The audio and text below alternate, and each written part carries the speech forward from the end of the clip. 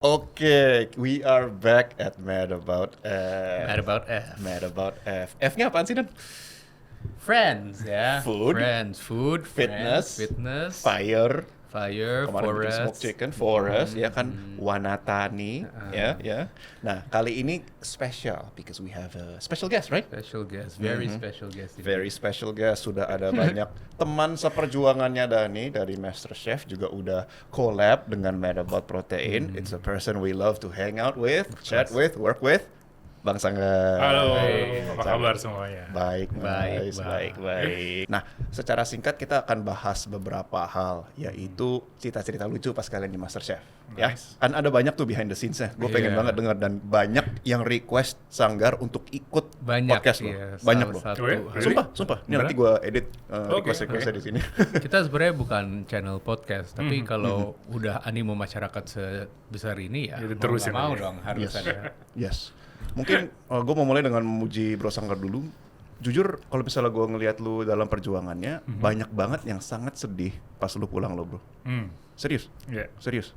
Figur lu tuh kayak, kalau misalnya Dani kan figurnya agak sedikit agak sedikit yang Kriminal. yang Agak jahat wild gitu. dia. Iya, kalau lu tuh kayak the good guy, you know. Iya. Banyak yang sedih, banyak yang sedih, sumpah. Oke deh.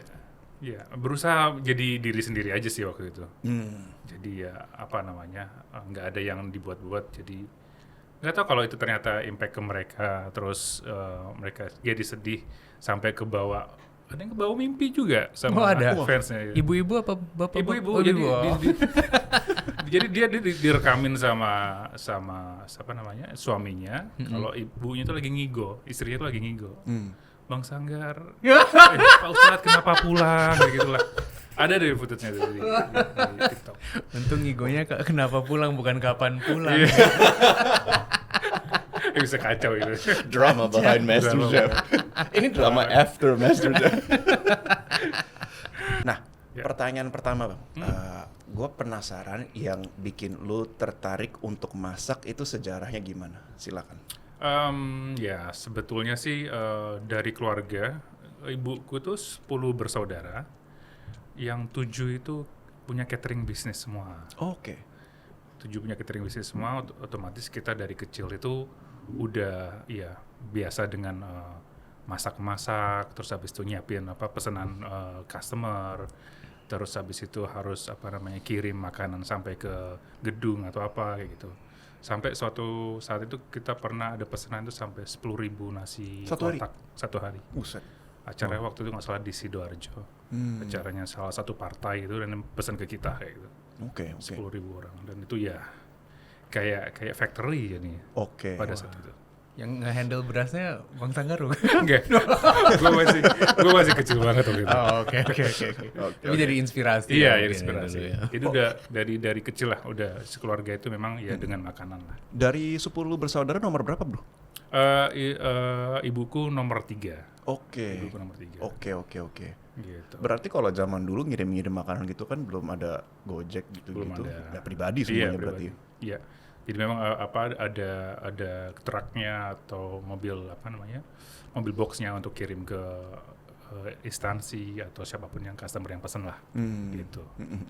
Kalau pas mulai masak dari kapan? Kalau mulai masak sebetulnya dari SMA.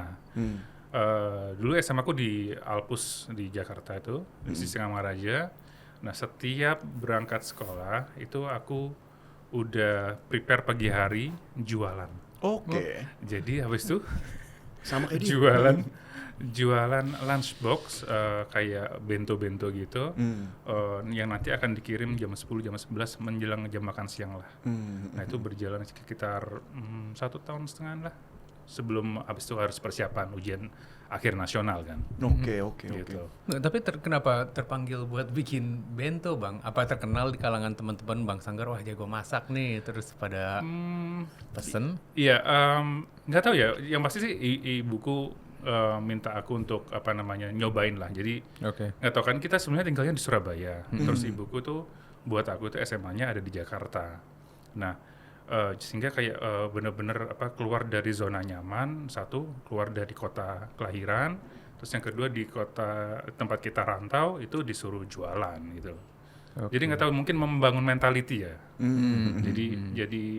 Jadi happy aja, customernya juga teman-temanku sampai sekarang tetap masih jadi customer. Wah gila sih, customer retention puluhan tahun. Iya, dari SMA. Dan itu apa ya, menyenangkan karena begitu pulang bawa duit banyak. Oh, tuh senang Iya, sih. itu senang banget sih. Jadi ya udah, kebiasaan jualan sampai sekarang pun.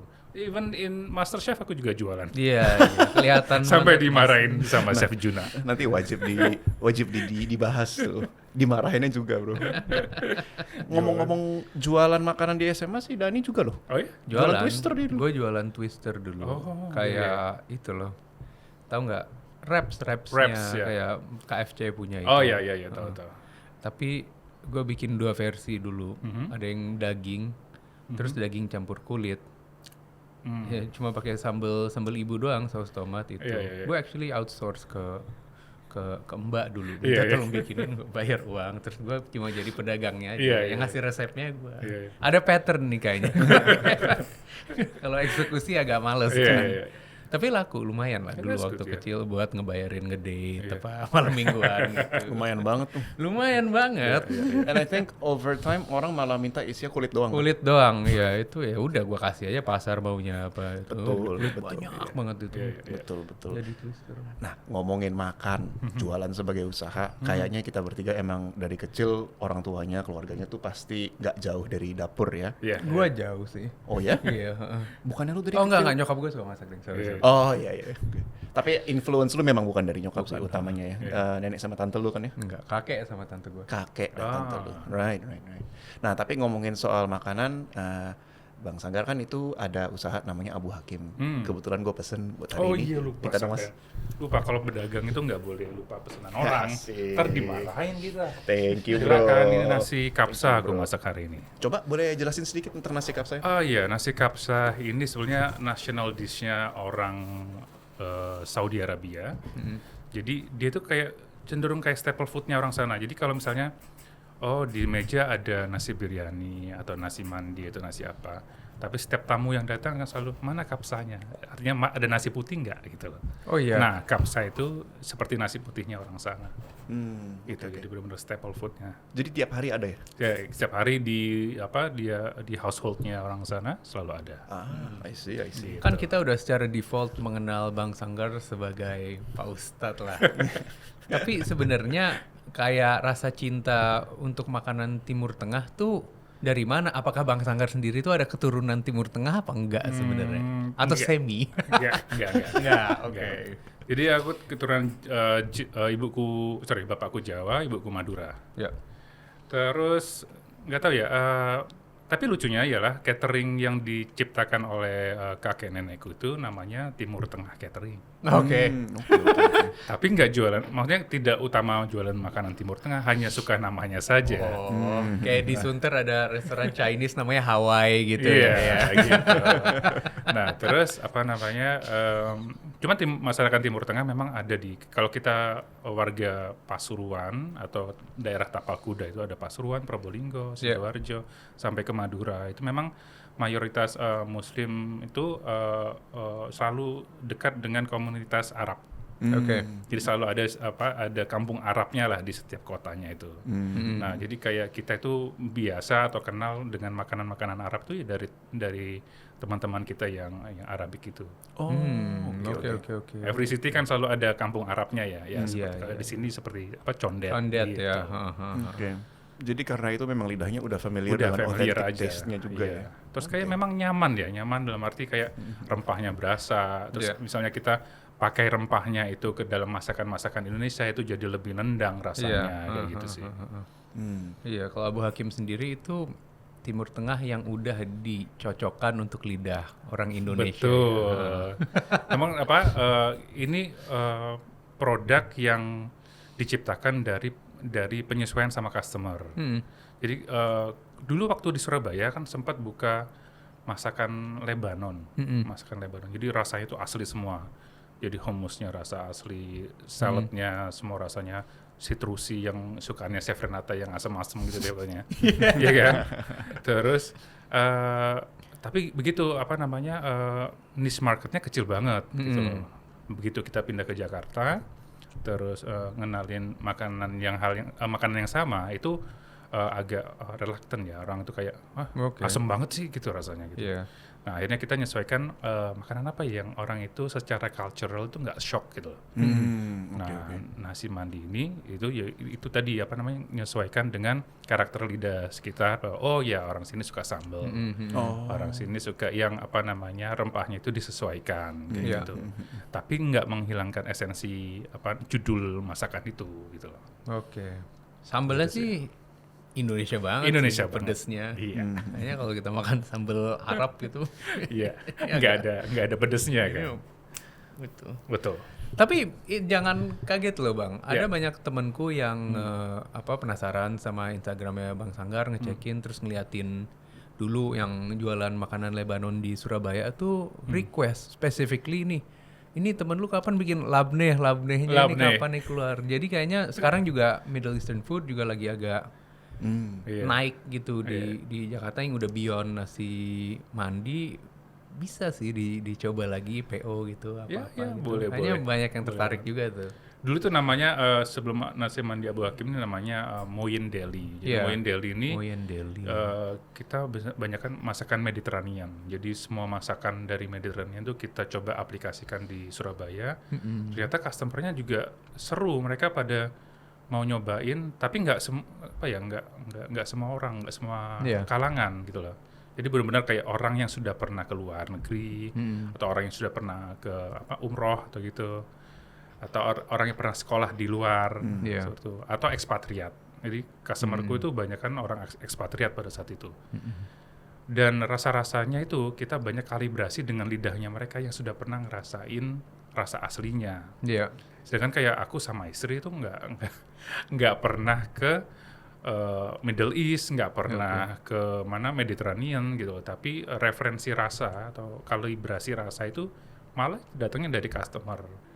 Itu juga apa namanya, strategi yang aku pakai pada saat ikut MasterChef. Maksudnya waktu awal-awal bikin butter chicken itu, disajikan ke juri. Sebenarnya di situ aku sedang kalibrasi dengan lidahnya juri. Jadi juri ini Chef Rudy lidahnya kemana, Chef Renata karakter lidahnya seperti apa, Chef Juna karakter lidahnya seperti apa. Setelah itu baru kita tahu, kalau misalnya ini jagonya Fajar kemarin menang, ialah dia tahu karakter lidahnya juri, sehingga dia menangkan 2 dari 3 juri mayoritas cita rasanya mau kemana nih gitu loh. Aku rasa di situ.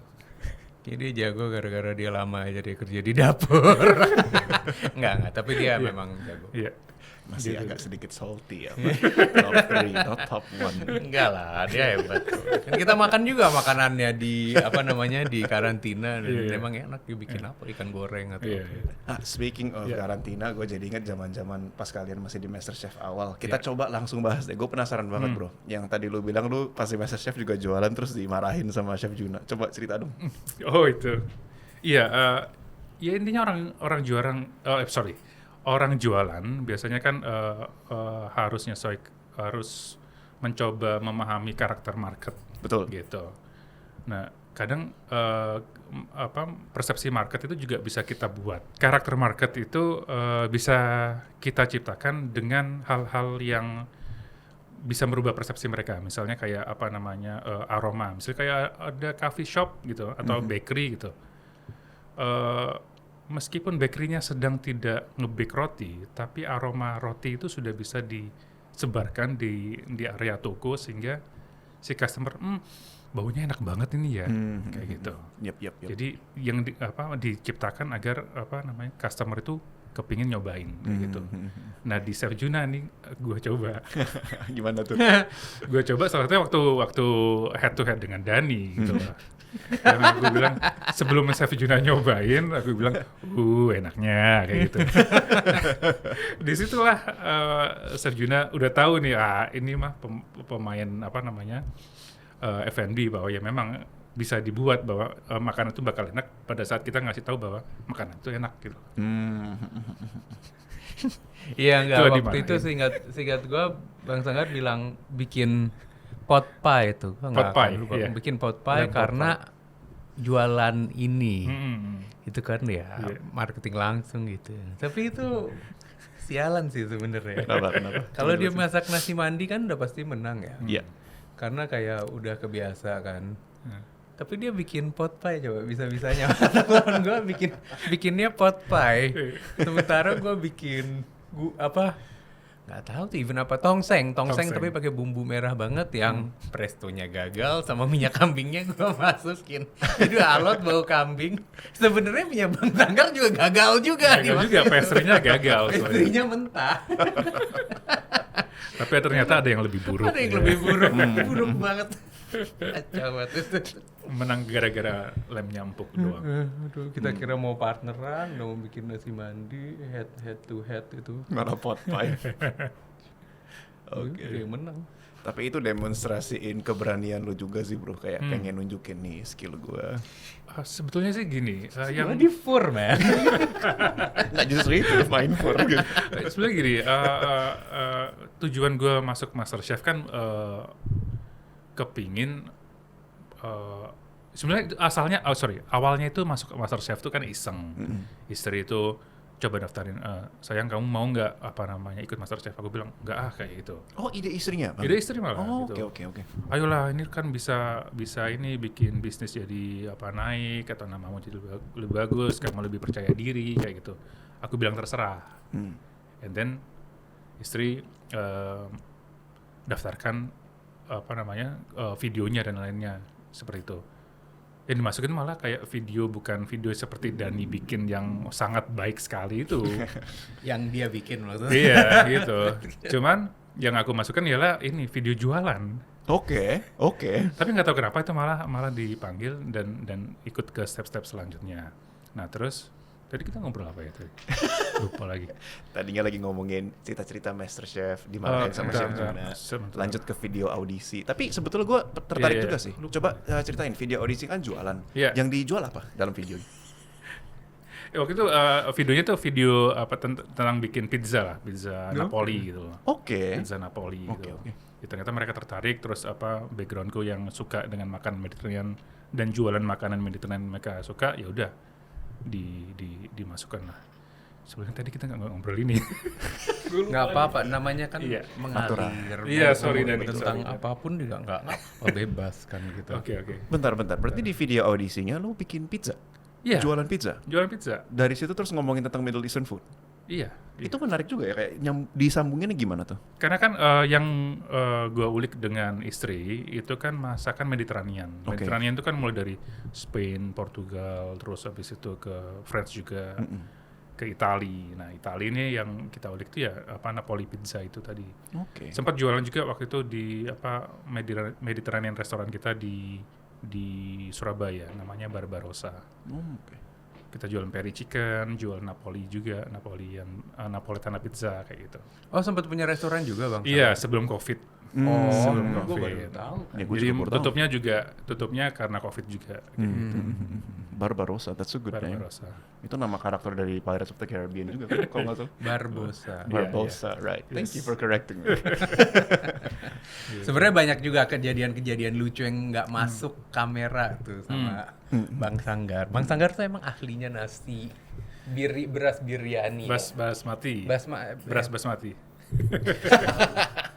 Top 3. Iya masalahnya nggak boleh salah kalau udah di level Iya. ini. Beras basmati. Beras Bang. Beras basmati. biryani. Biryani adalah dish. Sorry. Iya, dish, yes. Iya tuh kredibilitas gue balik ya. Tapi kalau misalnya beras lain biryani, kayaknya Bang Sanggar agak musuhan nih ya. Di MasterChef lah paling. Iya, nggak. iya.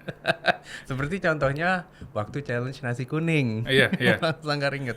Ada kejadian lucu apa yang mungkin nggak masuk camp yang Bang Sanggar mau ceritain? Itu sebenarnya drama banget sih sebenarnya. Super drama di challenge itu sebenarnya. Iya. Sebenarnya kan disuruh bikin nasi kuning karena mau bikin tumpeng. Nah, aku nggak begitu ngerti masakan Indonesia itu sebenarnya mulai dari mana gitu loh. Kuning oke, ada kunyit ya kan, terus mungkin ada bawang putih ya kan. Gitu. Akhirnya aku tanya, beli Hofit kan dia leader kita, kapten kita. harus gimana nih, bumbunya seperti apa nasi kuning tuh? Oh, udah yang biasa Bang Sanggar masak. Ya udah dikebulin lah.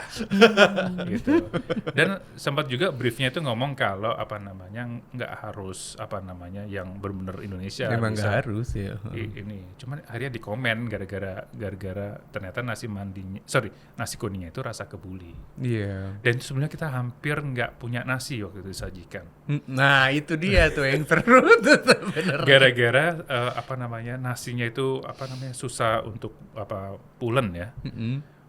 Masih kayak bahasa orang-orang Jawa itu namanya ngeletis gitu, masih ada putih-putihnya, al dente. Iya al dente. Kalau Italian ngomong itu panas-panas setelah matang itu masukin ke dalam cetakannya itu. Bodohnya aku itu apa namanya pakai kain yang tipis dan berusaha bawa nasi kuning yang sudah aku cetak kondisi panas-panas ini ke Beli-Hofit. Iya.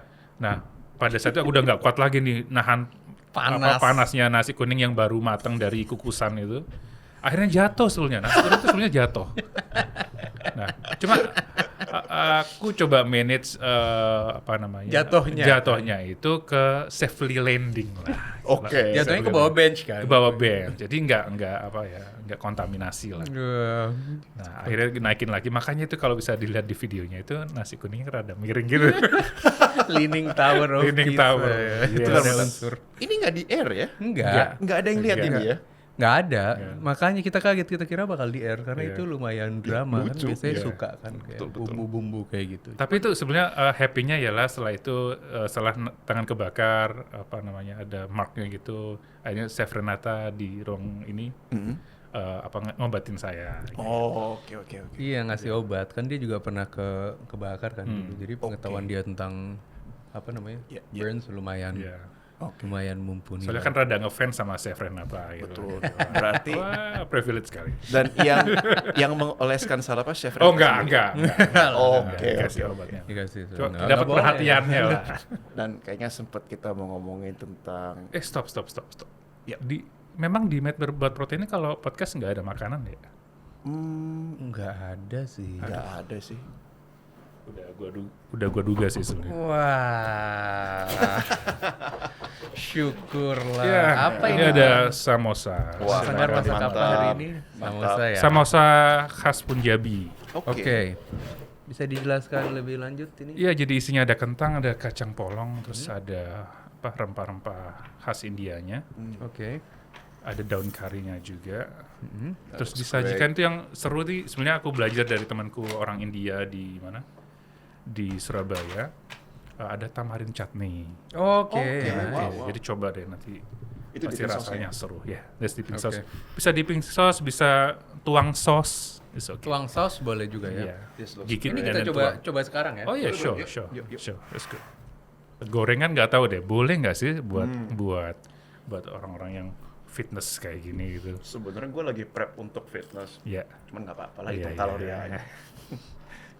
Gua nggak lagi prep untuk fitness. Jadi boleh ngabisin ya. Boleh. Ini enak banget by the way. Isinya apa aja?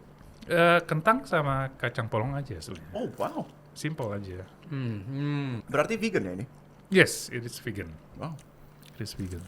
Oh ya, disco di Surabaya waktu mainan Mediterranean itu banyak vegannya. Dan itu yang aku happy apa namanya dapat challenge waktu tempe itu. Oke. Dapat challenge tempe yang ternyata semua dishnya itu vegan jadi. Bisa diceritakan lebih lanjut nggak? Itu keren banget. Boleh, Jadi Bang Sanggar itu habis tangannya kebakar gara-gara nasi kuning mandinya dia. Nasi kuning mandi itu. Nasi kuning timur.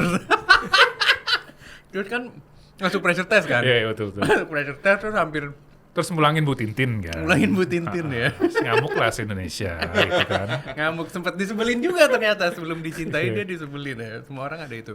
Nah, tapi habis itu di galeri selanjutnya Bang Sanggar lumayan bersinar tuh.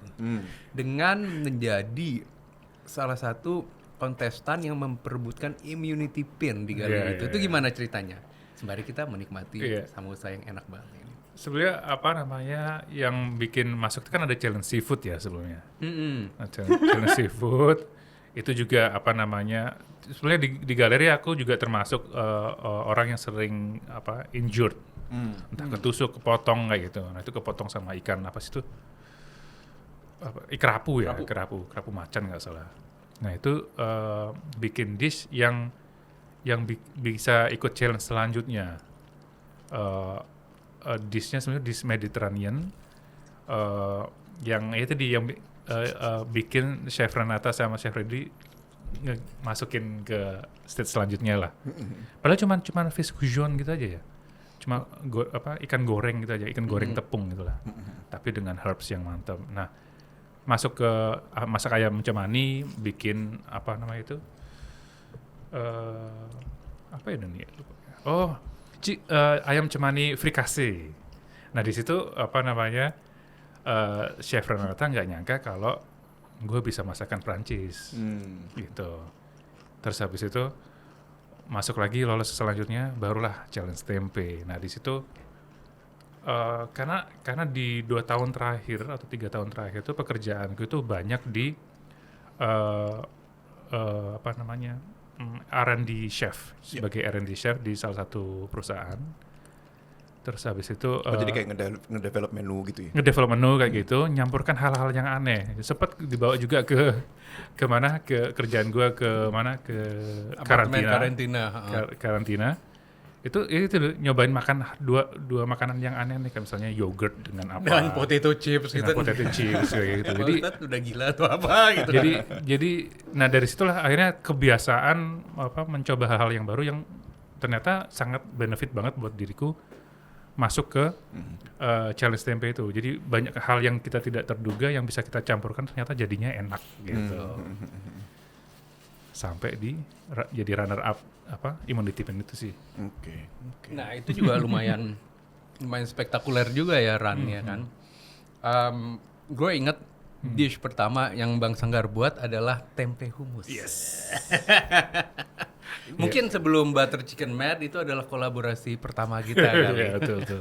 Oh itu berdua bikinnya? Enggak, gue cuma ini doang. Ngasih ide dia, ngasih ide. Karena tapi sebenarnya gue lumayan sedih pertama kali gue kasih karena ini kayak, aduh ini tuh gue simpen resepnya kayak akan gue keluarin suatu saat nanti. Tapi atau kenapa feeling gue, Bang Sanggar bikin aja tempe hummus itu. Iya. Kan soalnya hummus atau itu kan dip yang enak ya pakai kan kedelai is basically kacang ya. Kacang, seperti chickpeas lah. Iya, dan dikasih treatment seperti itu ternyata cocok. Bisa tuh kita recreate lagi. Iya. Seru juga. Sebenarnya apa namanya mau bikinnya sebenarnya tempe crumble ya, tempe apple crumble. Itu udah ada di otak tuh sebelum kita mulai.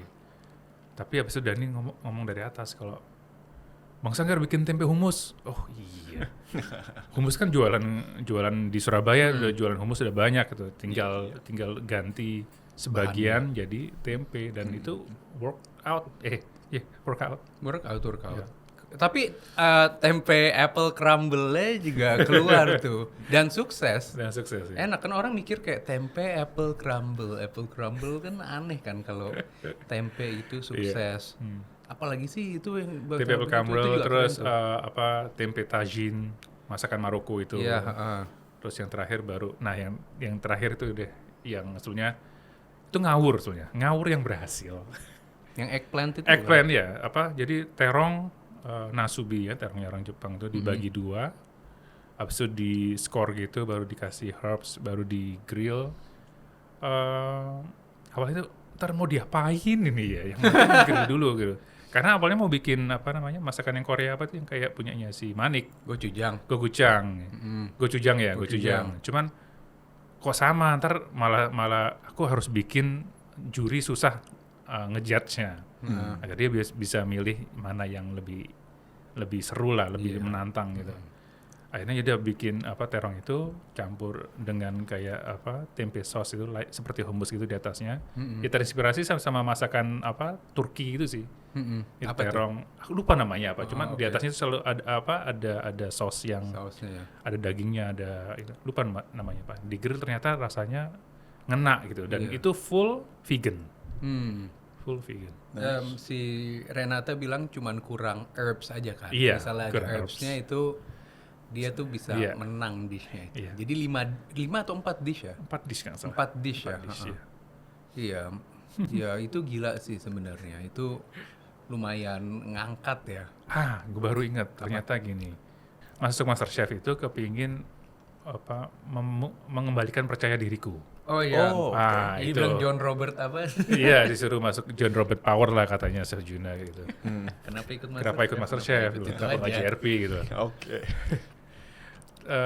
Tapi itu tadi karena kepingin memperbaiki percaya diri tadi, jadi pingin masak di galeri itu enjoy aja gitu. Oke. Nggak feel kompetisi. Kalau Mr. Dani kan kepingin juara 1 banget gitu ya. Enggak, siapa kan? bohong. Kepingin juara 1 banget. Karena gue tuh kayak gue punya challenge terhadap diri gue sendiri yang gue kayak ya udah yang penting gue masuk MasterChef, percaya diri gue kembali, percaya diri gue lebih baik kayak gitu. Karena dengan orang yang percaya dirinya bagus itu kan bisa membawa kesuksesan dimanapun gitu loh. Betul banget. Intinya sih itu. Sorry bro, tapi gue harus nanya. Kalau misal begitu kan artinya berarti ada kejadian yang agak bikin lo jadi agak down. Kejadiannya sebelum akhirnya memutuskan untuk ikut MasterChef buat balikin kepercayaan diri itu karena apa? Banyak hal sih, banyak hal. Kayak dari kerjaan sebelumnya, dari zaman SMA di sebelumnya. Dari zaman SMA pernah ikut pemilihan ketua OSIS. Oke. Ketua OSIS sama temanku si Tania itu kita nyalon. Ya udahlah, ya yang penting kan nyoba lah gitu loh. Nggak ada ambisi apapun gitu loh. Betul. Pengen nyampaikan bahwa gue punya ide yang bagus nih untuk SMA ini. Ada program-program selanjutnya seperti apa. Tapi ternyata di situ public speaking gue itu buruk banget. Jadi antara yang mau diomong sama yang keluar itu nggak matching gitulah. Sehingga di situ kakak kelas bikin kita down atau maki-maki atau apapun kayak gitulah. Jadi dari situlah start public speaking gue tuh buruk banget. Karena tadi down itu tadi. Kalau lu bilang public speaking lu buruk itu jujur kaget sih. Gara-gara kan kita udah lumayan ngobrol kayak sekarang aja ini rasanya natural banget gitu. Tapi ternyata dulu dilatih berarti ya. Iya. Ya karena banyak ya dilatih atau dipaksa masuk ke kondisi yang kita harus ngomong di depan banyak orang kayak gitu. Ya gitulah. Jadi hal-hal yang bikin percaya diri gue balik atau meningkat itu akan gue selalu masukin. Oke. Salah satunya ya MasterChef ini. Ada yang pernah sukses jadi ketua OSIS di sekolah. Oh gitu, alright. Oke. Iya waktu SMA. Bagus juga berarti ya dia. Yes. Semi badut gitu, semi humor. It was a popularity contest. Orang-orang suka dia karena dia mirip Zac Efron. Oh, Gua nggak mirip Zac Nah, Efron. mirip enggak ini sekarang ya. Itu propaganda lo. Enggak, gua enggak ngerasa Mirip, ini tanya aja orang-orang yang seangkatan sama dia. Dia tuh karena kan ada videonya, nanti akan gue cari dan suatu hari kita akan upload dia joget. Itu gue dipaksa sama Enggak, lu mau sendiri. Lagunya Zac Efron, Bet On It, gue cari lagi videonya ya. Nanti kita tayangin buat pemirsa di rumah, buat fans dan mungkin kliennya Bro di Balo. Membalikan conversation ke arah yang lebih produktif. Oke. Sebenarnya gue seneng dan agak terharu dengar cerita lu yang kayak gitu karena kayaknya kalau dari gue lihat dalam profesi apapun orang-orang yang benar-benar punya passion dan selalu pengen improve terus makin bagus biasanya memiliki imposter syndrome yang lumayan jelas. Jadi kayak selalu ngerasa kayak aduh kerjaan gue sebenarnya nggak sebagus itu yang kadang-kadang bikin kepercayaan diri jadi agak down. Di dunia fitness gue juga sangat ngelihat itu apalagi dengan adanya body dysmorphia. Body dysmorphia tuh istilah di mana lu tuh ngeliat badan lu dan lu selalu ngerasa badan lu nggak bagus. Oh iya. Karena kan sosial media gitu. Miripnya dengan masakan, we can see a lot of people create masakan-masakan yang bagus banget, indah banget, kayaknya jago banget. Fitness juga sama, dalam arti kayak kita ngeliat orang-orang yang badannya jadi banget, padahal kita kagak tahu itu beneran natural atau enggak. Jadi banyak orang tuh nggak pernah ngerasa seneng dengan kondisi mereka di saat ini tuh gimana. Dan gue salut banget sama lu bisa berani ikut kompetisi yang nggak main-main kayak MasterChef buat ngebalikin kepercayaan dirinya. Itu hebat sih bro. Tapi udah balik nih berarti? Udah. Oke. Dan selalu men-challenge diri untuk apa yang bikin percaya diri gue balik ya, itu gue masukin sih. Yang lucu kayak malah orang yang pernah percaya dirinya buruk gitu, malah ngasih tahu orang yang sedang percaya dirinya ditantang kayak si Bro Aswar ya. Ya. Kenapa emang? Lagi-lagi sih. Jadi gini, Bang Kenapa ini aku dibawa-bawa? Iya. Bang Aswar itu kan waktu di apa itu namanya? Sampai lupa istilahnya. Pressure test pertama. Dia kan Kacau tuh dia. dari orang yang percaya dirinya tinggi. Tinggi dan banget. langsung down banget Oke. gitu. Tapi yang gua lihat dari Bang Aswar itu sebenarnya dia itu kebanyakan menunjukkan apa namanya inferiority ya bahasanya. Sesuatu yang kayak merendah banget, kayak kita kayak di Indonesia kan Merasa inferior iya maksudnya. merasa inferior ya. Iya betul, merasa inferior, sorry. Oh, merendah-merendah. Padahal kalau kita kulik ada YouTube-nya yang dari tahun kapan Iya. bikin fine dining Iya gitu. gitu. Gitu. Intinya tuh Bang Aswar sangat down sekali karena apa namanya dimarahin Serjuna lah apalah gitu sehingga itu kayak masa gue baru masuk udah mau pulang gitu loh. I see. Gitu. Terus apa namanya kan sempat memang di awal-awal kalau bisa kita lihat di MasterChef itu di 2-3 atau 4 galeri pertama, 2-3 galeri pertama lah itu kayak masih apa namanya kayak ospek lah seolah gitu. Ospek sih. Ya, kayak ospek kan. Nah, terus Bang Aswar itu kayak kita di apa namanya karena kita di Indonesia ini akan agak ngerasa apa ya? Culture kita kan agak feodal tuh. Culture kita agak feodal sehingga itu kayak suka menunduk-nunduk gitu loh. Nah, padahal gue bilang ke Bang Aswar bahwa Bang lu harus stop apa namanya merendahkan diri di depan juri karena lu nggak rendah. Lu harus tatap juri di matanya langsung sehingga juri pada saat ngomong sama lu itu dia akan respect sama lu bukan apa ya menakut-nakuti lu atau menindas lu gitu. Itu yang bikin akhirnya Bang Aswar bounce back lah ininya percaya dirinya karena juga kasihan juga teman-teman kita di MasterChef itu pada saat mereka nggak bisa menghandle pressure yang sangat besar banget itu macam-macam sih pressure-nya kayak Vini atau siapapun jadi kayak malah kan di MasterChef jadi kayak konsultannya GRP saja.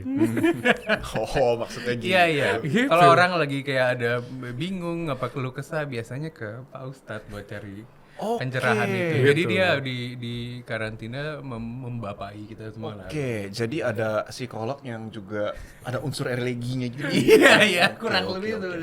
Gitu. Dari cerita-cerita yang gue denger sih kayaknya kalau behind the scenes di karantina memang rata-rata semuanya temenan ya. Temenan. Your friends. Rata-rata semuanya temenan. That's very good. Ya gimana, berapa bulan kita 4-5 bulan bareng, nggak ada HP, mau nggak mau, walaupun pertamanya mungkin nggak langsung, tapi lama-lama ya akan temenan.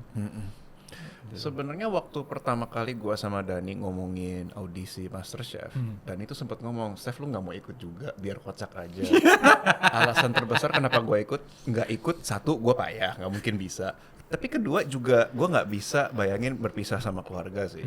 Jadi kayak gua salut sama lu berdua yang bisa. Tapi bang, lu anaknya berapa? 4. Empat Nah, anak gua. itu gimana tuh rasanya pisah selama itu? Berat banget. Apalagi sebenarnya kan MasterChef itu kan sudah nawarin gua untuk masuk, tapi gua tolak.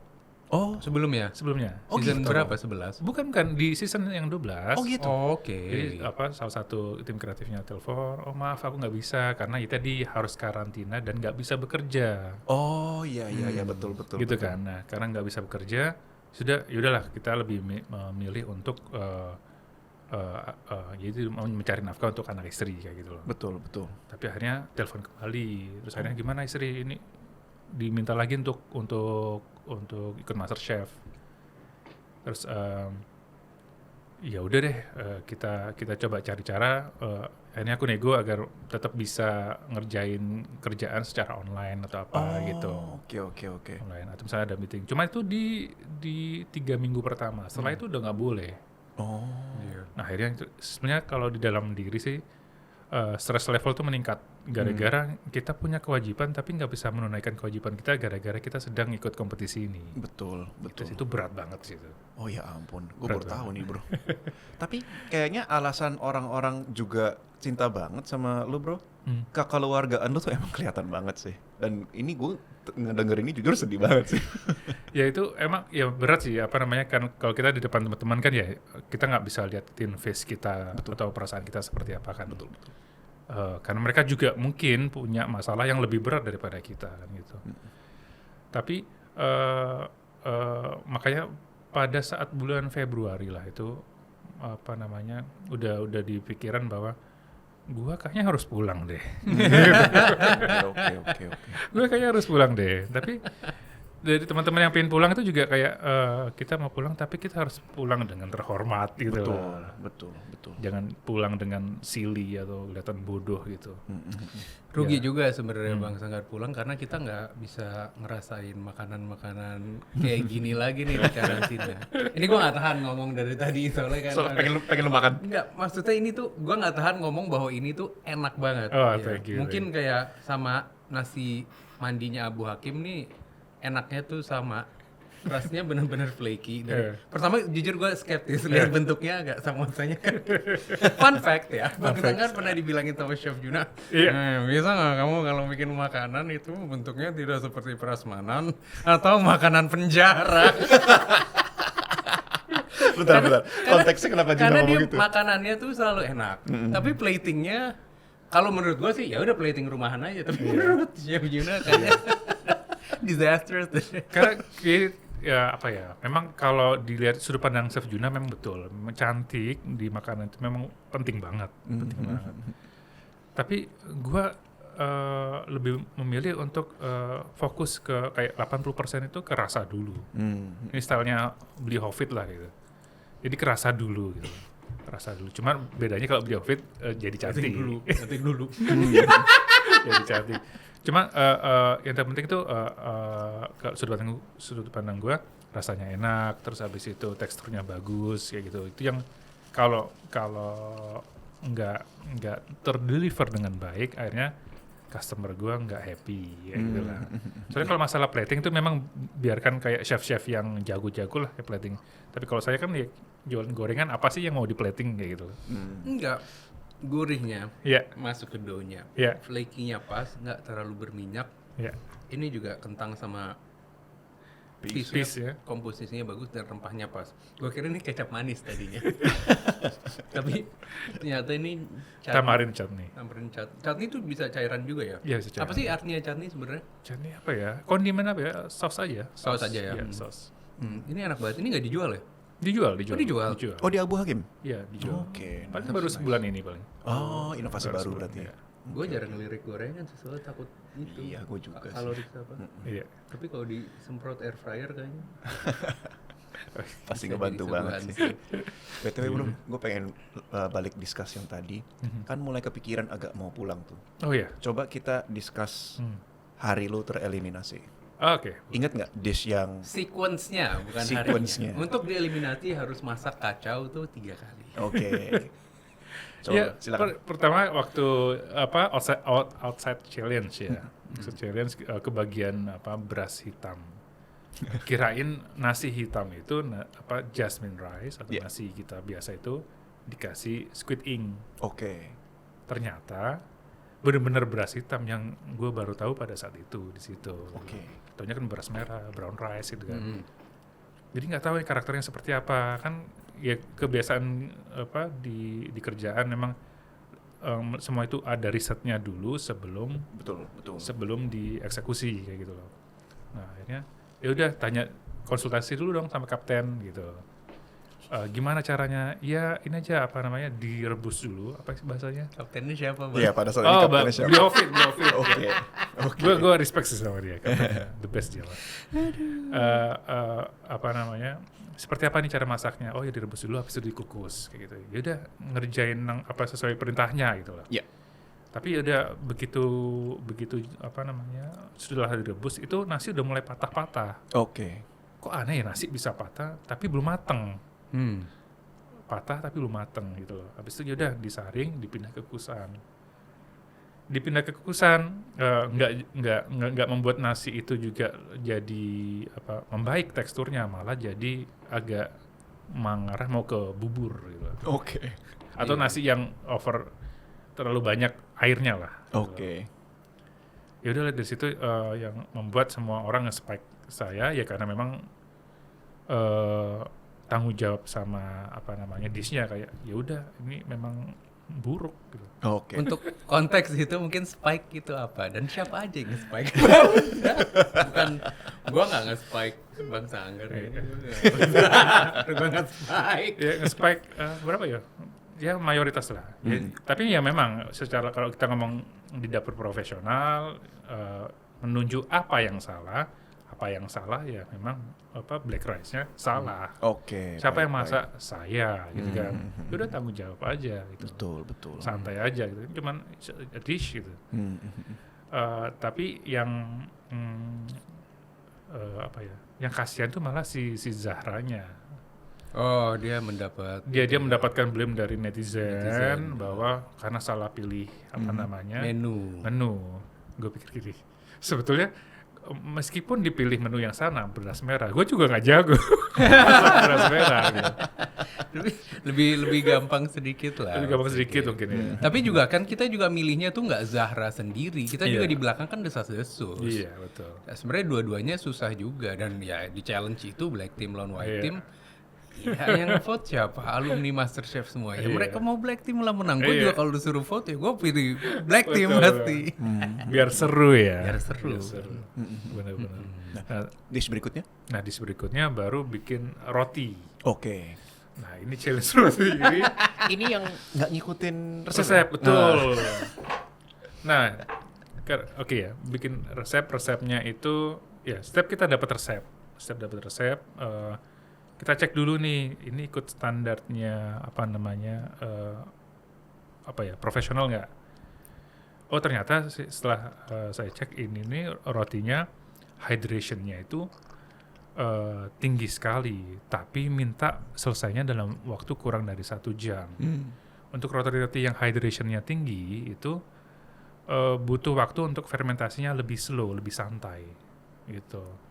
Tapi ini mintanya instan. Ini udah nggak masuk akal kayak gitu. Oke. Terus akhirnya yaudah deh, coba kita kerjain atau aku kerjain, tapi aku adjust di water content-nya atau moisture content-nya. Jadi aku hold sedikit di telurnya. Nah pada saat jadi sebenarnya rotiku jadi duluan dari semua ini. Dan aku nge-handling rotinya itu dengan santai kayak ya udah nih karena hydration-nya udah sesuai dengan yang aku mau, mudah di-handle dengan di bawah 1 jam. Akhirnya selesai dan fluffy dan jadi kurang dari 1 jam. Kalau kan masih ada selesai 5 menit masih santai-santai saya. Terus pada saat juri visit ke kita, nanya, aku jelasin bahwa resepnya ini ada masalah. Oke. Nah, disinilah mukanya juri ini kayak Oke. siapa lu gitu kan? Siapa lu men-challenge resep ini? Betul. Gue bilang ini hydration-nya terlalu tinggi gitu. Terus Chef Nata bilang, emang kamu nggak pernah bikin roti yang hydration-nya tinggi? Oh, pernah malah sering malah kayak Napoletana pizza. Ya. Dia kan juga hydration-nya tinggi gitu loh. Cuman waktu fermentasinya santai, nggak diburu-buru dengan jumlah ragi yang tinggi gitu loh. Akhirnya Chef Juna marah, akhirnya gua intinya gagal bahwa nggak ngikutin resepnya. Padahal cuman adjust di hydration aja. Akhirnya nggak penasaran masa ini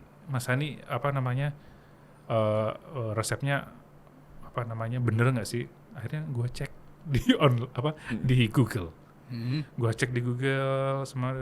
Nah dapat ternyata ada ya ini memang nggak bisa nyalain juri ataupun master chef juga ya, memang mereka itu capek banget sebetulnya bikin acara ini. Nah salah satunya itu resepnya itu ngambil dari literatur luar. Habis itu harusnya kan ditranslate aja. Betul. Enggak, ini ada dirubah. Oke. Resepnya dirubah, terutama sebelumnya roti itu tuh butuh waktu 3 jam untuk jadi. Oke.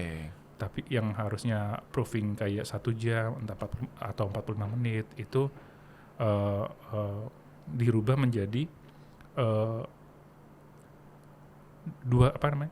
double in size gitu. Rotinya mengembang double in size tanpa ada metrik menit yang jelas. Iya.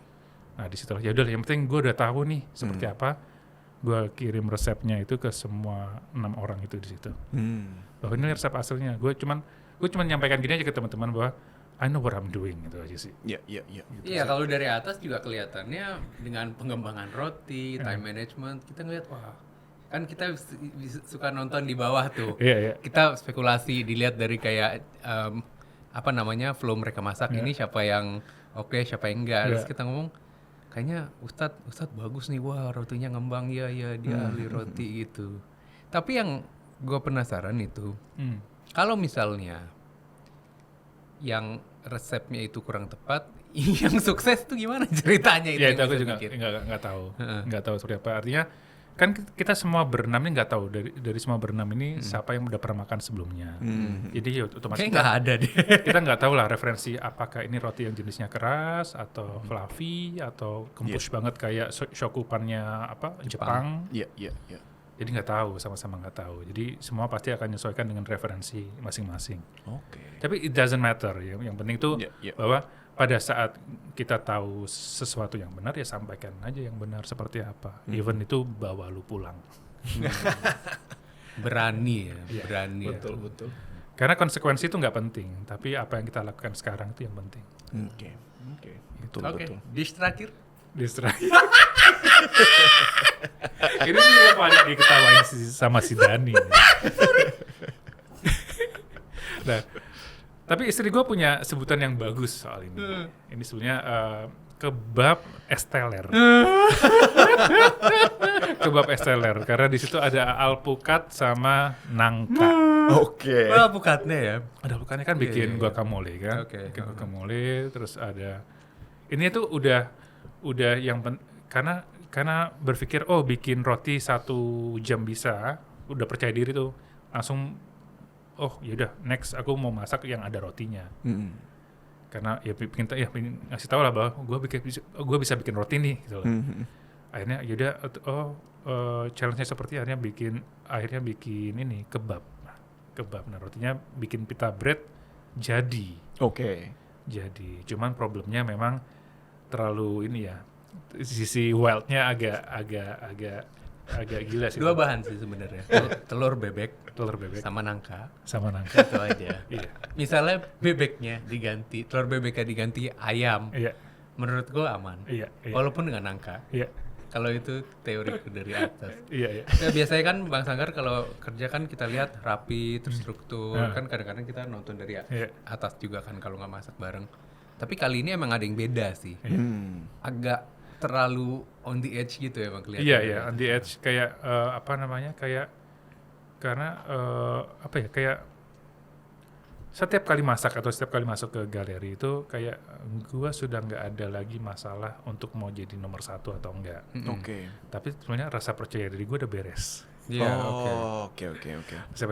Sehingga gue bisa berkarya dengan gaya apapun, mau kayak apapun gak ada masalah resultnya kayak gitu. Jadi memang going well aja sih sebenarnya. Lagi Dan happy aja kayak pulang happy, stay there juga happy banget gitu. Oke. Ya memang juri itu if there's one thing yang dinote tentang Pak Ustadz ini dia tuh berani.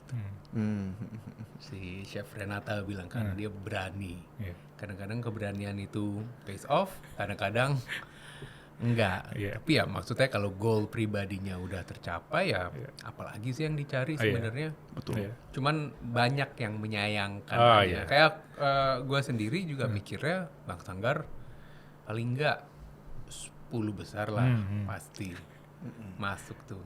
Kalau misalnya dia masuk 10 besar pasti ada. Bahkan banyak yang mengira Bang Sanggar akan dapat chef's jacket ada namanya. Ya gue inget banget pas hari eliminasinya air di TV, kan kita habis kerjasama juga buat Medabat Protein tuh. Nah, buat yang nggak tahu, si Bang Sanggar bikin butter chicken, jeera rice, enak banget, best seller. Saking enaknya mungkin bakal kita jadiin permanent menu juga sih. Kayak gue sama Dani juga masih suka banget bro, serius. Iya, gue masih ada di kulkas 1 baru minta. Karena memang gue makannya itu, memang saya enak itu. Ya, anyway, gue inget pas lu di air eliminasi ada satu komen di Instagram yang likes-nya lumayan banyak, bilang, aduh bang, lu kenapa nggak ngikutin resep aja sih? Gue tuh pengennya lu stay di kompetisi gitu. Iya.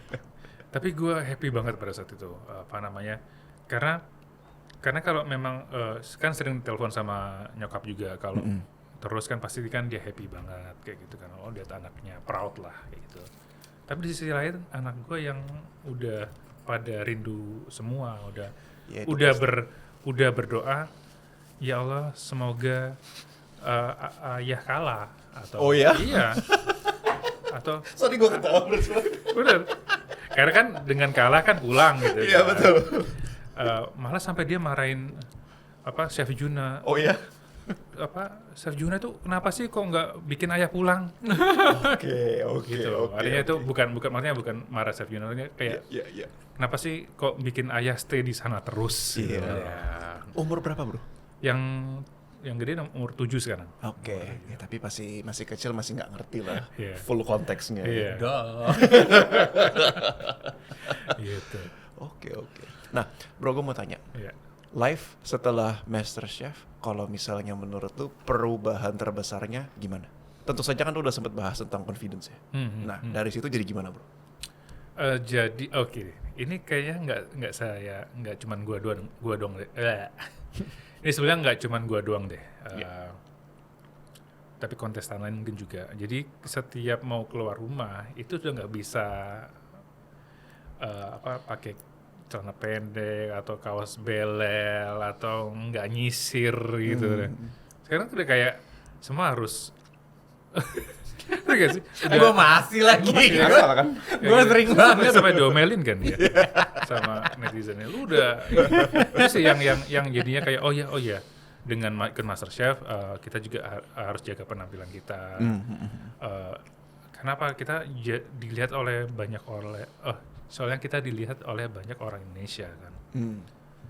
Se-Indonesia lihat kita, terus mereka jadikan kita panutan atau apa, kayak panutan kita nggak mandi, iya kan, nggak mandi atau apa, nggak memperhatikan penampilannya. Betul. Seperti itu. Tapi misalnya udah mandi pun pakai baju belel gitu kan, ya kan tetap udah mandi, harusnya nggak ada masalah. Kayak yang orang yang komentar sama lu kata lu pakai sendal, emang kenapa pakai sendal?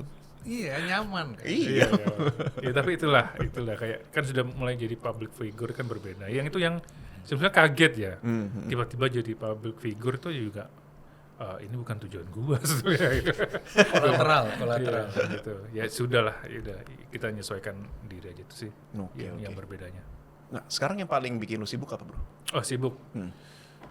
Sibuk ada beberapa kegiatan kayak misalnya dengan apa namanya cheese maker dari Jogja itu. Cheese maker? Teman kita ya. Oh, Iya. ini sama dengan yang Mazarat juga bukan? Ya Mazarat itu. Oke. Itu. Terus habis itu ada satu, jadi nggak tahu ya mau ada video untuk ini salah satu bumbu dari Mojokerto lah gitulah. Oke. Yang Dani juga saya pernah ceritain, cuma nggak bisa up dulu soalnya belum ini. Oke. Atau ini nggak di cut pun juga nggak apa-apa. Intinya itu ke jualannya tetap ya jualannya, karena ya mau nggak mau jadi apa namanya public figure atau enggak, jualan ini yang bikin kita tetap apa namanya sustain lah. Ada nggak ada job dari apa namanya luar gitu. Berarti Abu Hakim ya? Ya Abu Hakim kayak gitu. Kalau di opini lu, visi lu mau dibawa ke arah mana Abu Hakim? Kayak sebagai contoh, gue sama tadi kan sama-sama di Metabot Protein. Visi kita tuh sama, mau dibawa ke arah mana itu udah cukup jelas. Kalau lu gimana bro? Bisa diceritain? Kalau gue sih apa namanya bikin seperti gini. Gue itu paling suka datangkan budaya dari luar, mengenalkan kalau cocok ke customer atau ke masyarakat, mereka bisa dapat benefit dari situ. Yang budaya yang gue bawa dari luar yang menurut gue bagus itu ialah budaya Mediterranean. Oke. Yang intinya gimana caranya kita makan itu clean, terus habis itu apa namanya nggak ultra proses, terus mengembrace bahan-bahan lokal. Jadi apa namanya, aku harap Abu Hakim ataupun apapun brandnya di kemudian hari itu yang apa ya, mengenalkan agar masyarakat kita itu nggak makan yang low quality terus, kayak gitu. Jadi mereka ada improve lah.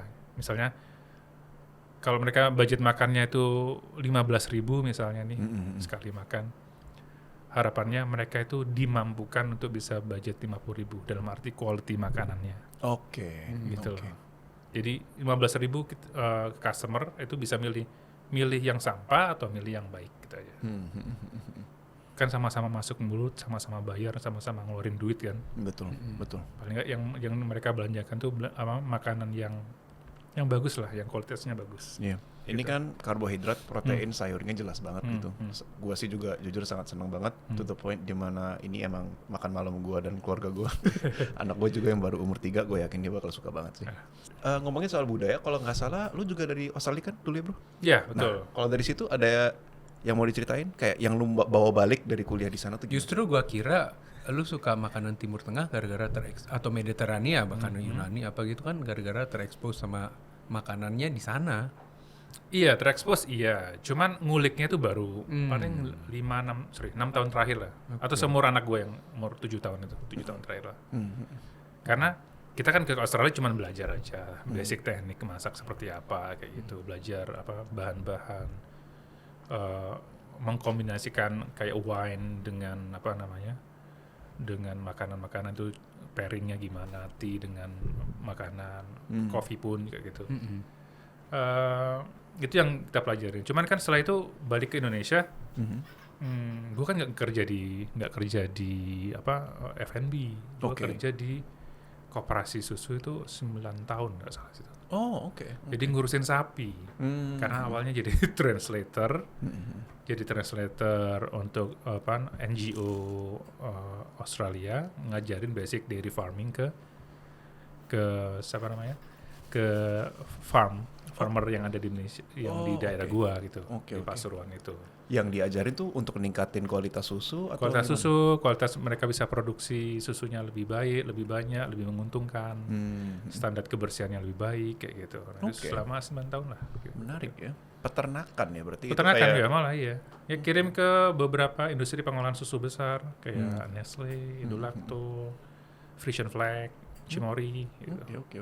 62 tonan lah dulu per hari yang dikirim susunya. Mirip-mirip lu sih, lu Wanatani. Wanatani. Warna Gitu. susu. Warna susu. Warna sapi. Karena kebetulan memang Buyut itu salah satu peternak yang dapat sapi dari Belanda tahun 1936. Oke. Jadi first dairy farming di Jawa Timur itu salah satunya di kandangnya keluarga kami. Gitu. Nah, jadi kayak udah rooted lah sampai sekarang itu masih ya. It's in the blood ya. Iya, Yes, in the itu blood. lah. Ya, susu. Menarik sih. Sebenarnya kalau misalnya kita ngeliat susu, pasti dunia itu menunjukkan susu sebagai minuman yang sehat, susu sapi. Tapi lucunya untuk mayoritas rakyat Asia, Ya. Asia Tenggara, Ya, biasanya mainstream kalau minum susu. iya, betul. Menarik ya. Ya karena Gizinya bagus sebetulnya. Iya. Gizinya bagus. Iya. Sebenarnya gini, kalau kita minum straight susu gitu aja, memang banyak yang nggak cocoknya dengan perutnya orang Asia Tenggara. Betul. Tapi kalau udah mulai diproses, entah jadi yogurt, entah jadi cheese, entah jadi apapun lah, cream cheese atau apapun, itu pasti masuk aja. Karena laktosnya udah ke breakdown lah. Betul sekali. Nah, Gitu. ini menariknya kalau ngobrol sama orang tuh yang suka masak, jadi mau nggak mau pasti jadi ngerti the science of cooking, jadi nyambung ke nutrisi juga gitu. Makanya ada susu low lactose dan lain-lain. BTW bro, lu tahu tentang gerakan raw milk tidak? Raw milk? Ya. Oh ya. Jadi yang susunya nggak dipasteurisasi gitu, Iya. jadi langsung dari udder sapi. Opini lu gimana bro? Oke. Buat kalian yang mau raw milk, Ya. pastikan bahwa total plate count-nya atau jumlah bakteri dalam I love this guy. dalam apa namanya 1 cc-nya tuh itu kurang dari 50.000 lah. Oke. Siapa yang ngetes? Nah, Makanya susah. cuman kalau dari sapi keluar dari sapi memang kondisinya bagus, nggak ada masalah, dia bersih kan. Memang susu itu disimpan di ambingnya sapi itu memang bersih. Cuman begitu keluar ke alat perahnya, ke itu dia. transportasinya, itu bakteri mulai multiply. Betul. Kalau handlingnya buruk ya otomatis diarrhea. Itu aja sih. Jadi masalah hygieniknya aja gitu loh. Betul. Dalam dunia ideal, misalnya mau minum raw milk dari udder yang bersih, handlingnya bersih, semuanya bersih, lalu langsung diminum, ya bisa-bisa aja aman. Cuman nggak mungkin dikontrol. Cuman nggak boleh kan kalau di Indonesia. Betul. Itu for good reason sih. Iya. Yang bikin gue agak gemes sebagai orang yang suka belajar tentang nutrisi itu, gerakan-gerakan kesehatan tuh mulai jadi agak radikal gitu. Apapun yang diproses jelek, apapun. Jadi kayak minum susu yang raw saja, rohani gitu-gitu. Ya, It's not- kemarin juga sempat ada question di saya, boleh nggak makan tepung terigu? Ya, apakah itu ultra proses gitu ya? Aku bayang nih ya, bayangin kamu makan gandum utuh tuh gimana? Gandum yang belum digiling, itu kan harus proses. Makan gandum utuh aja nggak enak, apalagi makan tepung yang mentah gitu loh. Ya temuinlah sama air, temuinlah sama heat, it's okay gitu loh. Yang kalau di sudut pandangku itu memang yang nggak boleh itu ialah yang sesuatu yang semua yang berlebihan, gitu loh. Makan tepung misalnya 1 ton itu nggak bagus. Betul. Ya kan? Betul. Tapi kalau ya dengan size yang porsi yang sesuai ya, saya rasa nggak ada masalah. Itu sih. Ya air dicekokin juga bisa keracunan Bisa air. keracunan. Iya. Guantanamo Bay. Betul. Ya, oke. Gitu. Raw milk. By the way, beberapa cheese dari Eropa juga pakai raw milk. Oke. Dan it's okay. Selama Oke. susunya ambingnya sehat. Kadang kan ambingnya sapi itu kan ada yang ini kan kena mastitis. Mastitis itu infeksi dalam pada saat diperah, susunya sudah banyak bakterinya gitu. Kalau nggak salah di Amerika apa di Australia yang komunitas yang kekeh banget pengen minum raw milk. Raw milk boleh dijual tapi harus di label not fit for human consumption. Iya. Tapi kan sampai di rumahnya nggak tahu siapa yang konsum. Betul, betul. Ya. Binatang peliharaannya atau yang punya. Kita juga makan makanan anjing juga beli itu kan not fit for human consumption. Iya. Asal orang-orangnya emang tahu risikonya, gue sih nggak against itu sih. Iya. Ini knowledge-nya Bang Sanggar ini luar biasa ya, mau tentang science of milk atau Iya. makanan Timur Tengah. Dan kita juga lumayan bersyukur bahwa Bang Sanggar mulai mengkontenkan semua ini. Yes, yes. Ada contoh reference keren yang aku sering ngomong ke Bang Sanggar, bahkan Middle East itu Oh orang iya. Timur Tengah di Inggris. Yeah. Dia kayaknya udah jadi orang sana deh. Dia sering kasih resep-resep dari seluruh penjuru Timur Tengah, mau dari Palestina, Lebanon, Turki, mana-mana lah semuanya. Tapi dalam bahasa Inggris. Pentingnya dalam bahasa Inggris adalah biar bisa ditonton global audience dan mempopulerkan makanan dari sana. Nah, mungkin interest terhadap makanan Timur Tengah dan mungkinnya nanti Mediterania dijembatani lewat situ kan ada nih. Makanannya udah mulai populer. Know-how-nya juga ada. Setahu aku at least 1 konten kreator yang dia fokusnya ke makanan Palestina tapi nggak tahu. Iya, tahu. Iya, dia yang punya roots kalau nggak salah itu. Perempuan. Tapi masih ada niche-nya itu yang untuk Middle Eastern lain-lain untuk di-explore tuh lucu juga. Apalagi yang filosofi Bang Sanggar tuh yang sebenarnya bukan yang aku lihat sih bukan apa ya, not Middle Eastern cuisine per se, tapi framework makanan Middle Eastern yang bisa disuluhkan dan dipakai, diadaptasi menggunakan bahan-bahan lokal tuh menarik juga. Betul. Iya. Ya memang gini, tadi apa namanya, sama-sama duit 15.000, kenapa harus beli impor misalnya? Iya. Kalau misalnya kita bisa source semua itu dari lokal gitu loh. Karena tomat kita juga bagus, apa namanya, sayuran kita bagus, susu kalau atau keju atau apapun bagus semua sini, honey, vanilla, semuanya bagus gitu loh. Tinggal kita pilih yang bagus-bagusnya itu masuk ke dalam panci kita atau masuk ke dalam piring kita kayak gitu. Yang gue bawa dengan apa namanya konten-konten gue itu memang mengenalkan bahwa semua yang ada di, kalau orang Mediterania itu kan apa yang sedang apa itu namanya apa yang sedang musim itu yang diolah kayak gitu loh. Jadi nggak memaksakan bahwa semua bahan itu harus ada sepanjang tahun gitu. Jadi ya itulah, jadi apa, nggak perlu ultra proses untuk menjaga itu bisa ada sepanjang tahun. Jadi kita tinggal makan tuh yang seasonal aja. Itu sih. I guess itu faktor besar untuk negara-negara yang ada 4 seasons gitu. Kan itu agak lebih beragam available ingredients tergantung lagi season apa. Betul. Bandingkan dengan negara kayak Indonesia yang tropis yang bisa dibilang agak sama terus kan ya. Kalau misalnya lagi musim paling lagi musim buah apa gitu. Interesting. Gua tuh agak lumayan kaget denger lu ternyata juga ngerti banget tentang dairy science gitu-gitu. Berarti kalau misalnya ngomongin soal fitness, karena denger-denger kayaknya lu mau ada target fitness nih Bang. Gimana? Gimana? Aduh, gini ya, apa namanya, ini omongan laki-laki Bisa. yang udah Semua laki-laki. yang udah 30 tahun ke atas. Itu ternyata badan kita itu sering ngasih warning yang nggak jelas gitu loh. Oke. Kayak apa namanya, itu gue biasa ngetawain apa nenek gue atau apa nyokap gue Karma. masalah lutut atau apa gitu kayak gitu minta pijit mulu kan gitu kan. Iya. Akhirnya tuh sekarang kan gue udah ngerasain kayak gitu, punggung udah mulai nggak nyaman kayak gitu. Ternyata kok it come faster ya, gitu loh. Jadi kayak dulu gue mulai merokok itu 2012 Ya. dan berhenti di 2019. Oke, hebat itu. Jadi sebenarnya jangka pendek itu bikin badan gue memburuk banget karena merokoknya tuh kayak 2 pak sampai 3 pak sehari. Sehari? Gila. 2 pak sampai 3 pak Ya sehari. itu udah ngerokok kayak kereta sih. Iya. Begitu Terusan mati gitu. nyala lagi gitu. gitu. Dan alhamdulillah 2019 bisa keluar dari jerat itu, jerat rokok itu tadi. Terus tapi impactnya ialah jadi suka nyemil, suka makan gitu loh. Oke.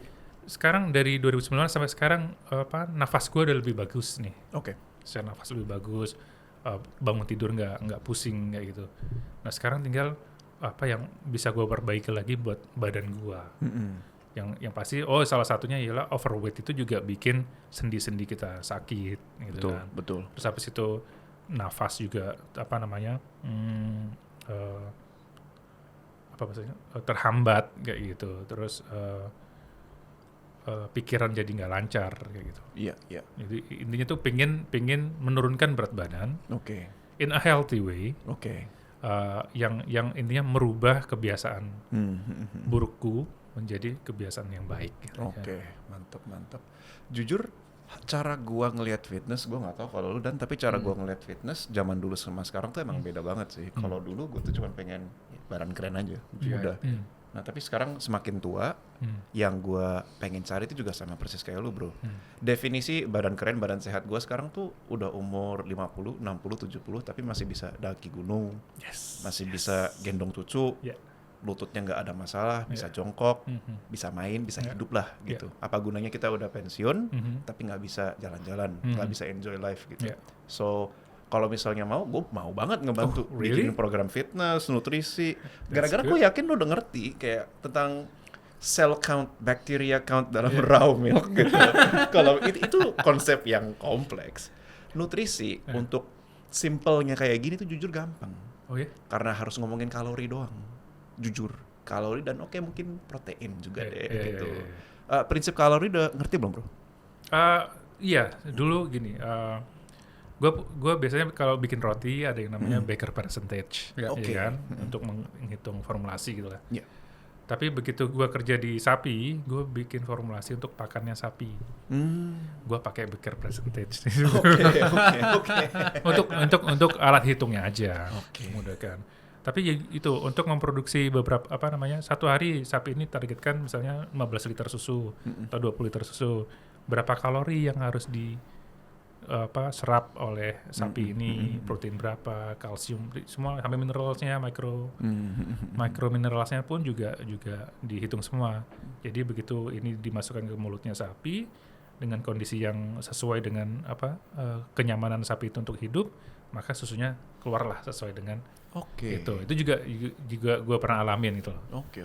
Cuman nggak tahu ini dengan manusia apa hal yang sama atau enggak. Sama Tapi persis. kalau misalnya sapi itu outputnya susu, ini outputnya weight loss. Oke. Iya kan? Betul. Iya Weight kan? loss and maybe muscle gain. Muscle, Pertambahan iya. massa Oke. otot. Dan jujur ya, si Mas Anggar kan tinggi banget. Berapa tinggi lu bro? 183. 183. Tinggi sih. Nah lu bayangin dia fitness, squat, bench, deadlift gitu. Bakal mengerikan banget sih. Mengerikan. Itu yang biasa disebut di internet tuh absolute unit. Ingat waktu pressure test tuh yang kayak dari white team 3 yang keluar Togap, Vince sama Bang Sanggor gede-gede. Gue jual lawannya. Ngeri banget. Iya. Gue sama Dani kan Mad About F kan fitness juga, bukan food doang gitu. Kita emang seneng banget fitness. Si Dani sekarang masih seneng banget weightlifting, gym sama kayak gue, tapi dia juga lagi really into yoga. Ya, udah agak berkurang sedikit karena studionya jauh. Ya Minggu lagi sekali lah. Iya. Nah, gue juga sama persis, tapi sekarang lagi agak lebih suka lari gitu. Nah, Gua bakal seneng banget ngebantuin lu kalau misalnya kita mau ngomongin soal nutrition plan, training, karena secara prinsip yang paling penting emang gini doang bro. Kita pilih makanan tuh harus yang berkualitas dan harus ngerti kalori. Makanya tadi gue seneng banget pas lu ngomongin tentang Abu Hakim, orang-orang kalau misalnya 15.000, idealnya maaf jangan beli seblak, memang beli yang ada karbohidrat, protein dan sayur yang jelas. Itu intinya. Ya. Asal kita dapat jumlah kalori yang benar, lemak pasti kebakar. Karena coba fungsi utama lemak tuh apa bro? Tahu nggak? Dalam tubuh. Deposit kalori. Betul. Deposit kalori lebih tepatnya adalah simpanan energi. Oke, ya, betul. Badan kita nggak bakal menggunakan energi tersebut yang bersifat simpanan kalau tidak ada defisit. Jadi itu satu-satunya cara buat nurunin berat badan atau bakar lemak. Nah tapi bisa diakalin karena memang nggak semua kalori itu equal. 300 kalori dari Indomie itu tidak bisa dibandingkan dengan 300 kalori dari dada ayam. Tentu dada ayam protein lebih tinggi. Nah, dari situ yang bisa kita utak-atik. Taking things further, bisa ngomongin tentang satiety index. Misalnya kita makan makanan yang tinggi protein, banyak sayur, sayurnya itu rendah kalori. Sayurnya tuh bakal menuhin perut banget. Dan si dagingnya sendiri itu susah dicerna. Jadi dia bakal stay di perut lebih lama, bikin kita ngerasa lebih kenyang. Jadi nanti kalau misalnya gue mau buatin nutrition plan buat lo tuh arahnya bakal ke situ. Oke. Nggak usah yang susah-susah banget, banyakin protein, banyakin sayur dan gerak. Simpelnya gitu dong. Tapi mungkin yang paling penting juga harus mengerti why. Kayak kenapa lo melakukan ini. Jadi kabarin aja kalau misalnya udah siap, karena menurut gue yang paling penting tuh juga orangnya harus udah siap untuk berubah juga sih. Betul. Tapi gue yakin lu bisa karena lu berhasil kick off salah satu addictive habits yang paling susah, yaitu berhenti merokok. Itu susahnya bukan main. Apalagi kalau udah 3 pak sehari. Sehari bro. Iya. Gila sih. 3 pak sehari. Gue juga sebenarnya Sampai kadang itu di hidung. Kalau itu kayak ada bekas hitam lengket-lengket. Tartar gitu ya? Iya. Wow, itu gila sih. Buruk banget. Dulu gue tuh juga ngerokok bro sebetulnya. Tapi nggak pernah, paling seminggu cuman 2 pak lah maksimal. Tapi ya menurut gue berhenti tuh salah satu hal paling susah yang pernah gue lakukan sih. Wah gue sama istri berkali-kali berantem tuh gara-gara rokok. gue nggak bisa relate karena gue nggak pernah ngerokok. Top 3 cukup sehat. Top 3 cukup sehat. Top 3 larinya ke makanan. Es krim. Dari tadi sama saya diliatin terus. Dari makan 2. Tapi emang seenak itu sih. Iya. Hebat. Tahu yang enak juga apa nggak? Butter chicken kolaborasi Bang Sanggar dan Merabout Protein. Butter chicken. Jadi kalau misalnya Bang Sanggar mau ada program sama Stefan, alangkah baiknya juga, bukan alangkah baiknya ya. Ini request dari gua sih. Intinya dia suka masakan lu aja Iya, sih. kalau mau collab menu bareng Merabout Protein. Ayo. Apparently butter chicken tuh salah satu best sellernya, dan kayaknya kreasi-kreasi Timur Tengah lainnya bisa dimainkan sih untuk Mad juga. Banyak sih ide kalau ngomongin kayak satiety index tadi ada, mungkin yang nggak bisa dijual di Mad juga, tapi mungkin orang-orang yang nonton mau replikasi salad. Orang weight loss atau orang lagi meningkatkan massa ototnya itu butuh cemilan nggak sih? Kalau menurut tergantung gua habit pribadinya Gitu mereka. ya. betul sekali. Tapi emang ada habit yang mereka butuh cemilan kayak protein bar kayak gitu. Nah, Iya, tergantung orang ya. Kalau lu mungkin nggak begitu ya. Kalau gua it depends kadang-kadang. Tapi generally enggak. Tapi gua kenal sebagian orang yang itu gemuknya memang mereka dari nyemil, bukan dari makanan besar. Harapannya sih kalau misalnya bisa kolaborasi menu, mungkin bikin cemilan yang terukur atau gimana. that can be interesting. Kayak misalnya tadi sempat ngomongin tempe hummus. Itu kan juga sesuatu yang bukan makanan besar itu Betul. kan, Iya. kecil. Itu cukup menarik. Hal Kayaknya- kecil, simple, yang bisa dimakan kapanpun. Tinggal formatnya kita pikirin aja. Yes. BTW guys, misalnya mau lihat Dani sama Bro Sanggar bikin tempe hummus atau apa, tulis di komen ya. I'll make it happen gue rekamin. But yes, itu menarik banget sih. Gara-gara emang betul kalau misalnya gue ngomong sama, buat konteks kan gue juga ngebantu clients to lose weight and make muscle. Gue sebagai nutritionist. Memang setiap orang beda. Ada orang yang suka larinya ke snack, ada orang yang memang makan banyak itu yang nggak sehat aja gitu. Gue secara pribadi hampir nggak pernah nyari snack sebetulnya. Tapi gue banyak makannya tuh di pagi, siang, malam biasanya. Dan kalau misalnya nyokap gue sebagai contoh, dia tuh makan dikit banget. tapi selalu nyemil nonstop. Dan dia akhirnya jadi agak overweight gara-gara itu. So setiap orang emang beda dan tugas gua sebagai coach adalah nge-interview masing-masing klien untuk mengerti hidup lu tuh gimana. Supaya plan yang dibikin sesuai dengan hidup lu juga. Kalau suka nyemil, kita masukin cemilan. Cemilannya X, Y, Z. Misalnya buah, kacang-kacangan, pilih yang enak tapi juga ngenyangin. Dan setiap orang beda. That's both complicated and beautiful, I think. Soalnya pribadi gue suka nyemil. Suka nyemil. Oh iya, dulu di karantina, wah giliran pas ada zamannya Bang Sanggar itu pantry-nya selalu stok. Di holding room kopi, Apa aja? permen. Ya hal-hal simple tapi sangat dibutuhkan di saat itu karena bener-bener nggak ada apa-apa di sana. Itu lumayan heroik sih.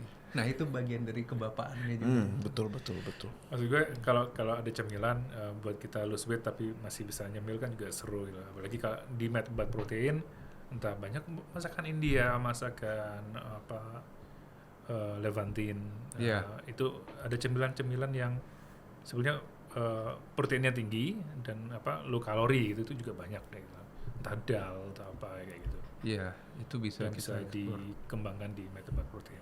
Saya percayakan kepada kalian sebagai makanan gua awam banget, so I trust gampang you lah, guys. nanti kita Boleh. brainstorm. I trust you guys. Ya remember guys, komennya kalau mau lihat lagi konten. seru kita emang temenan juga, so. Iya. Oke, bro. Jadi gimana ke depannya yang masih pengen lu kerjain? Kan obviously mau ngembangin Abu Hakim. Ada lain-lain nggak? Kayak yang cheesemaker tadi tuh apakah bakal disambungin ke sini atau? Ya mungkin beda jalur ya. Tapi intinya gue suka banget sama dairy. Oke. I love dairy so much. Oke. Dan gue cuman pingin mati itu ada nama gue di dairy orang Indonesia. Dan itu nggak tahu bentuknya seperti apa. Entah sebuah produk, entah sebuah cara mengonsumsi dairy dengan lebih seru. Jadi ya mungkin entah konten-konten, entah produk-produk itu bakal ada dairy-nya deh ke depannya. Seru soalnya dairy. Ngomongin soal dairy sama lactose intolerance, sebetulnya kalau dipaksain lama-lama jadi bisa minum juga. Iya. Harus dipaksain tapi kayak sedikit gitu. Sambil duduk di toilet permanen ya. Ya inilah kenalin sama probiotik. Betul. Itu akan sangat membantu buat teman-teman yang lactose intoleran. Ngomongin probiotik sebentar, anak gue tuh lagi gue kasih probiotik merek sama kayak yang lu pakai. Gue tuh percaya kalau misalnya probiotik bisa banget sangat ngebantu, tetapi memang harus cari yang kualitasnya bagus. Salah satu markernya adalah apakah barangnya disimpan di kulkas. Kalau misalnya barangnya disimpan di kulkas, gue yakin likelihood of sales-nya masih hidup jauh lebih tinggi. Tapi yang pil itu emang harus disimpan di kulkas kalau buat dewasa ya? Itu dia. Apakah itu prebiotik atau probiotik? Pertama itu. Kalau pre itu makanan bakteri sehat. Kalau pro adalah actual bakterinya. Betul kan, Mas? Iya. Yes. Gue cari cara bikin lap nih.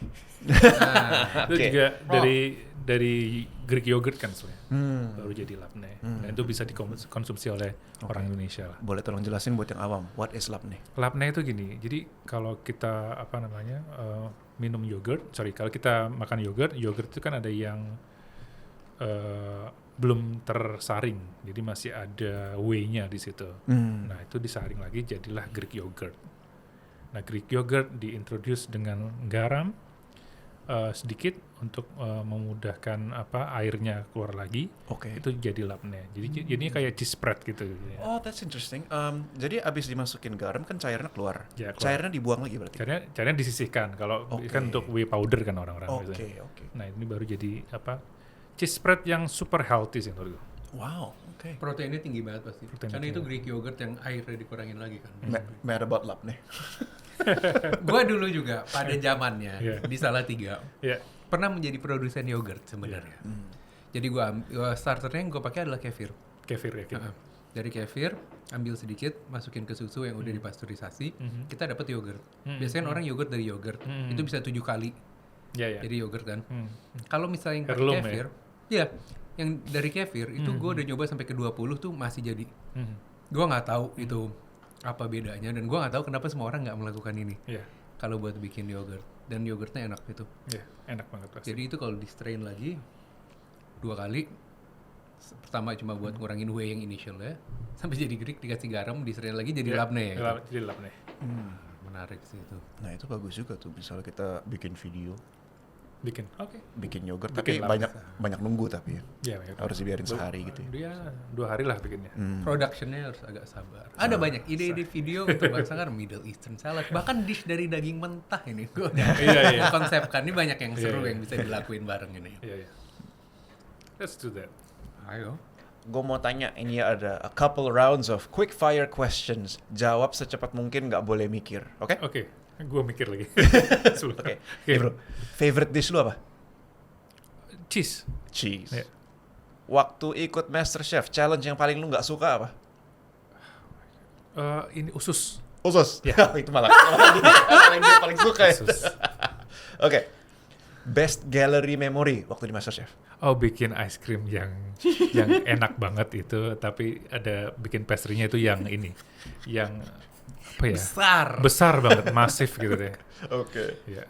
Sebenarnya kecelakaan tapi jadi bikin menyelamatkan diri. Iya. Nah, untuk masa depan, siapa tahu ada banyak yang lagi nonton, terus mereka they happen to watch us right now. Lu pengen collab sama siapa? Dream collab lu sekarang saat ini siapa? Maybe somebody in the cheese industry atau apa? Oh, Dream Collabs. Oh, Siapapun di dunia. di Indonesia aja ya? Boleh. Oh, Indonesia aja. Boleh. Kalau Indonesia itu pengen sama Lunch for My Husband itu. Serius? Serius. Oke. Gue ngefans sama mereka pada saat mereka itu di awal-awal pandemi itu kan.